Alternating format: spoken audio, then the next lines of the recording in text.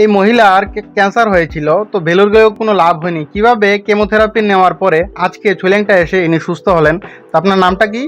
বাসন্তী চিসিম সাংমা। বয়স কত? 70 তো হয়েছে না, 57। আচ্ছা, তো আপনার যে ক্যান্সারটা কিভাবে কি হয়েছে একটু সবকিছু খুইলা কোন। প্রথমে তো আমার হয়েছিল টিউমার থেকে এটি ব্রাশ হওয়ার পরে টান হয়েছে ক্যান্সারে যখন টান হয়েছে তো আমি চিকিৎসা করছিলাম না, খালি বনাজি দিয়ে থাকতাম। তখন বাড়ির রোগ জুড়ে লয়ে গেছে হাসপাতালে গেছে পরে তো কইলো ক্যান্সার। তারপরে কোন জায়গায় গেছেন? তো আমি তো চিকিৎসা করতে চাইছি না আগরতলাতে, তো বেলুরে গেছে পরে তো হেরা চিকিৎসা করার পরে কইলো একটা কেমো দিয়া দিছে এদিকে। এরপরে হেরা তো এক বছরের লেগে মেয়াদ দিছে, আর মানে এক বছর পর আপনি মারা যাবেন এই কথা কইয়া দিছে। এই কথা কইয়া দিছে। আচ্ছা, তারপরে বাড়িতে বাড়িতে আইয়া আবার একই ওষুধ 3 মাস।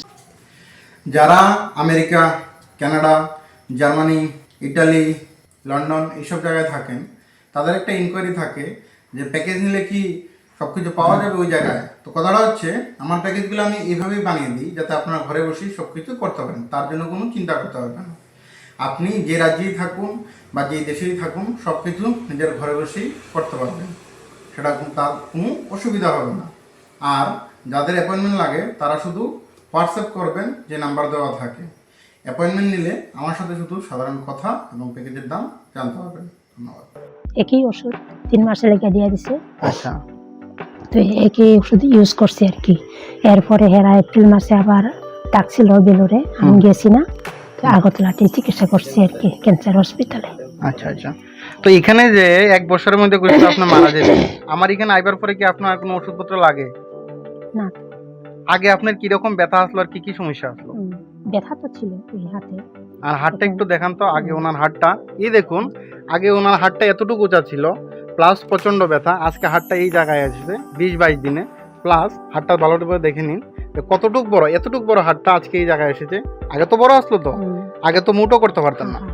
আগে এরকম অবস্থা ছিল, ইনফেকশন এত বেড়ে গিয়েছিল, হাতটা দেখতেই পাচ্ছেন কত বড়। এখন হাতটা মুভমেন্টও করতে পারে, কোনো প্রকার ব্যথাও নেই, এবং বর্তমানে কোনো প্রকার ওষুধও ওনাকে দেওয়া হচ্ছে না। তো কোনো প্রকার ওষুধ ছাড়াই ইনি সুস্থতার দিকে। শুধু তাই না, যে ইনফেকশনটা আছে সেটাকে আগের মতো আছে না, তো কমে গেছে। যে ইনফেকশনটা ছিল সেটাও কমে গেছে।